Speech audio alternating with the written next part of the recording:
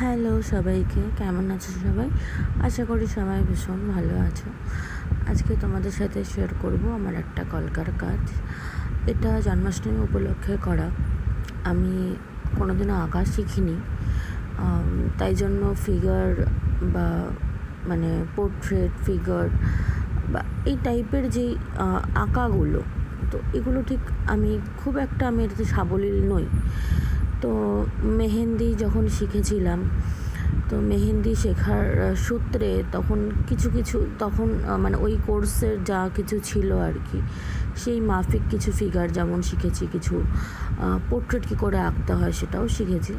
সেটা সামান্যই, মানে যারা প্রফেশনাল আর্টিস্ট, মানে আমি যারা ভালো আঁকতে পারেন, যারা ভালো পোর্ট্রেট আঁকতে পারেন, যারা ভালো ফিগার আঁকতে পারেন, আমি তাদের কথা বলছি। তাদের যেরকম একটা প্রথাগত শিক্ষা, সেটা আমার নেই।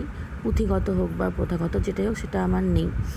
আমি আমার মতন করে একটু চেষ্টা করেছিলাম যে যতটুকু করা যায়, এবং অবশ্যই সেটা এই মানে এই গোপালের এই মুখটা আমি প্রিন্ট্রেস্ট থেকে নিয়েছিলাম।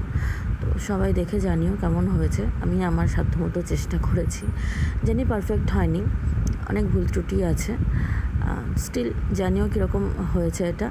আর আমায় যদি কেউ বুকিং করতে চাও কলকা মেহেন্দির জন্য এবং অন্যান্য প্রোডাক্টসের জন্য, তো আমায় কন্ট্যাক্ট করতে পারো। আমার কন্ট্যাক্ট নাম্বার স্ক্রিনে দেওয়া রয়েছে।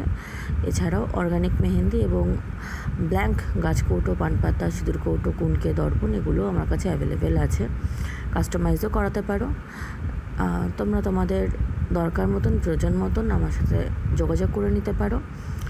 আর অবশ্যই আমায় জানিও কীরকম হয়েছে।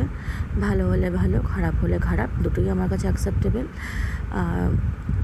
আজ তাহলে এইটুকু থাকুক, আবার দেখা হবে পরবর্তী কোনো ভিডিওতে। ভালো থেকো সবাই, সুস্থ থেকো, নিজেদের খেয়াল রেখো। Bye bye.